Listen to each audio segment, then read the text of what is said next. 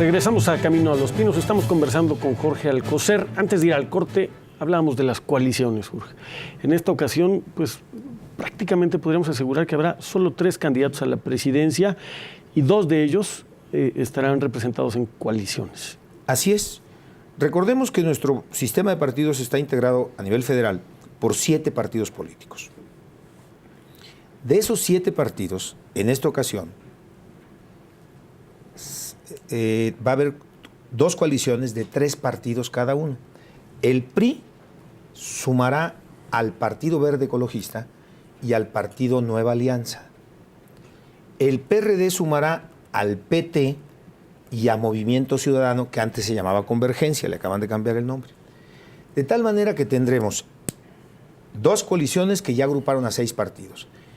Y al PAN se quedó como salero, no logró convencer a nadie. Esas coaliciones, ¿qué impacto van a tener en los resultados? Yo creo que muy poco. En términos de votos, ¿cuánto aportan el Partido Verde y el PANAL, así le decimos coloquialmente, a la votación del PRI? ¿Cuánto le van a aportar? ¿Cuánto valen en términos de votos? Yo doy un dato, porque lo acabo de leer, para el caso de la elección de Michoacán, de la que hablábamos hace rato. En los municipios en donde, fueron 6 o 7 municipios en los que el Partido Nueva Alianza tuvo candidato a presidente municipal propio, era de ellos, su votación más alta fue el 0.56%. Les doy un dato, para conservar registro de un partido se requiere el 2%. O sea, en su mejor resultado, el Partido Nueva Alianza en Michoacán hubiera perdido el registro. Pero en el caso extremo, hay un municipio en donde su candidato a presidente municipal obtuvo un voto, nada más uno, no el 1%, no el 0.001, un voto. O sea que ni su mamá votó por él. Jorge, son partidos que la ley permite y el objetivo era abrir los espacios para que los grupos ciudadanos minoritarios pudieran tener un camino de expresión política y que estos a su vez pudieran ir atrayendo y abriendo los mecanismos de competencia electoral.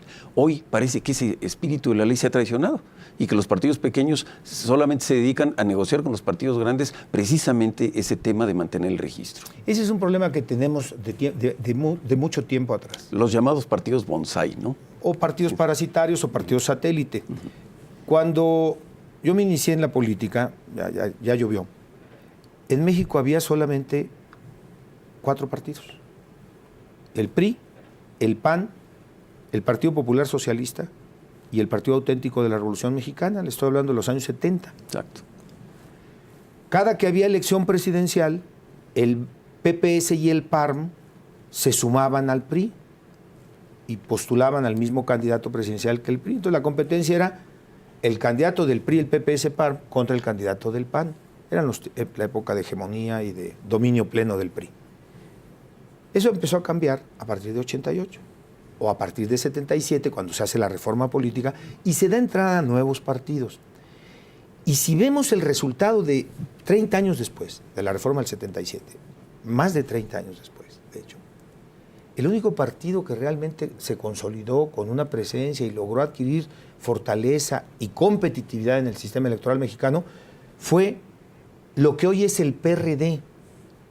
Pero el PRD es el beneficiario del registro legal que en 1977 la Comisión Federal Electoral le otorgó al Partido Comunista Mexicano, que después se lo transfirió y cambió de nombre a Partido Socialista Unificado de México, que después cambió de nombre y se llamó Partido Mexicano Socialista, y que en el año 89 volvió a cambiar de nombre para dar lugar al Partido de la Revolución Democrática.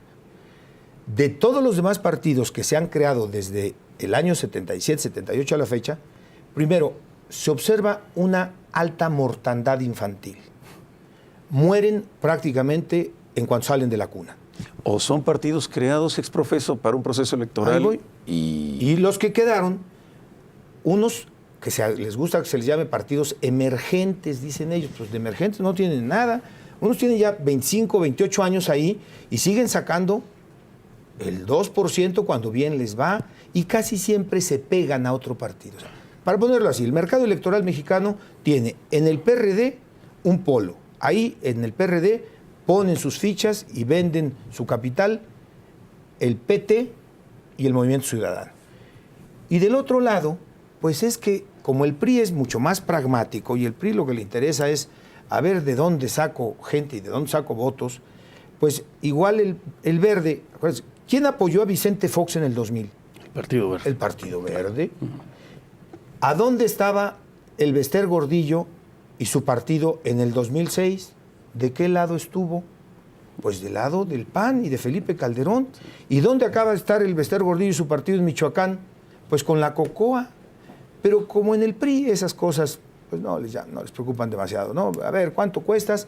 Ahora, si además el PRI es el que mejor paga, porque parece que nadie revisó lo que tú preguntas, Alfonso, ¿y cuántos votos dan? ¿Por qué le están dando al Verde en el Distrito Federal la primera senaduría? Al Verde. ¿A poco en el Distrito Federal el Verde saca más del 5% de los votos? ¿Por qué le dan al Niño Verde la senaduría de Quintana Roo? Pues ¿cuánto vale el Verde en Quintana Roo? En términos de inversión inmobiliaria, muchísimo, ¿eh? De lo que tienen ahí, de lo que han comprado.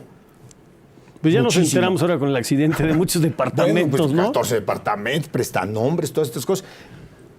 Hay una clasificación que tendríamos que empezar a usar en México. Miren, yo, por analogía, Noam Chomsky, el filósofo norteamericano, tiene un libro sobre los estados canalla. Y se refiere por estados canalla a aquellos estados que no respetan el orden internacional, el derecho internacional, ni la soberanía de los pueblos. Y pone por casos Liberia, dice, Liberia es un estado canalla, este país en África. Corea del Norte es un estado canalla. Y él dice, y en ciertos momentos de su historia, Estados Unidos se ha comportado como un estado canalla. Pues yo digo, guardando toda proporción y siguiendo la analogía, que en México tenemos partidos canalla. Partidos que no respetan la ley, que se burlan de ella, que usan los recursos públicos para el enriquecimiento de sus dirigentes. El caso del Verde quedó clarísimo, Hombre, pues ahí, esa simulación, ese fraude de las millones de playeras que dijeron haber comprado, que nunca existieron. Así es, entonces, pues ojalá a los militantes del PRI le digan a sus dirigentes, pues, ¿con quién nos están juntando? Porque dime con quién andas y te diré quién eres. Exacto. Pues es parte de este tema de construir una democracia abierta, participativa, alianzas de interés, alianzas pragmáticas que dejan atrás los principios de los partidos, las asociaciones que vimos electorales de PAN y PRD a nivel de gobiernos estatales, nos dicen que hay otra forma de hacer política, hay otra forma de ver el mensaje ideológico y el origen de los partidos, que se pasa por encima de ello por el interés exclusivo de los votos. Pragmatismo, tú lo acabas de decir muy bien, Lorenzo, pero por fortuna la ley ahora tiene una regla. Que si quieren platicamos de ella, porque es una regla interesante. Un segundo, vamos a corte, regresamos con ustedes en Camino a los Pinos en este tema interesante de coaliciones y procesos internos de los partidos políticos con Jorge Alcocer. Seguimos.